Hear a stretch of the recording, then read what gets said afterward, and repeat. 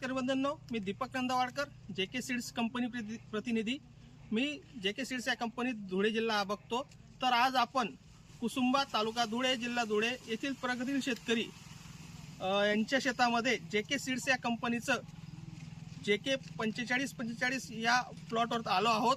तर या वाणाबद्दल या शेतकरी दादांचं काय म्हणणं आहे, बहुत त्यांना या वाणामध्ये काय आवडलं तर हे त्यांच्याकडनं आपण जाणून घेऊया। नमस्कार दादा। नमस्कार। तुमचं नाव? रवींद्र परदेशी। रवींद्र परदेशी। तुमचं गाव? कुसुंबा। तुम्ही आपल्या शेतामध्ये कुठल्या कंपनीचं कोणतं वाण लागवड केलंय? जेके 4545। या वाणामध्ये तुम्हाला काय आवडलं? बरं, चांगला दिसतोय मका एकदम। मका चांगला आहे। याचा रंग कसा आहे दाण्यांचा? रंग पण चांगला आहे साहेब। गडद नारंगी आहे हो. आणि जे कणीस भरलेलं आहे पूर्ण टोकापर्यंत भरलंय का नाही? पूर्ण टोका, प्रत्येकी बोर्ड म्हणजे प्रत्येकी तसंच आहे बा कणीस। कणीस एक सारखं हो. आहे आणि टोकापर्यंत कणीस हो, याचं वाणाचं भरलेलं आहे। तर शेतकरी बंधूंनो बघू शकता तुम्ही, कंस हे टोकापर्यंत भरलेले या वाणाचे।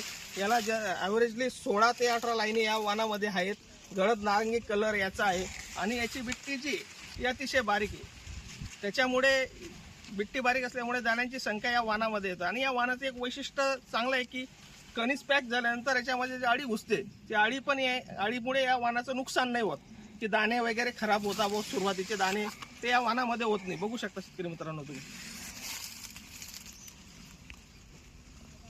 तर मी सर्व शेतकरी म्हणून विनंती करू इच्छितो की येणाऱ्या रब्बी हंगामात जेके सीड्स या कंपनीचं जेके 4545 या वाणाची सर्व शेतकरी बंधूंनी लागवड करावी आणि अनुभव घ्यावा। धन्यवाद।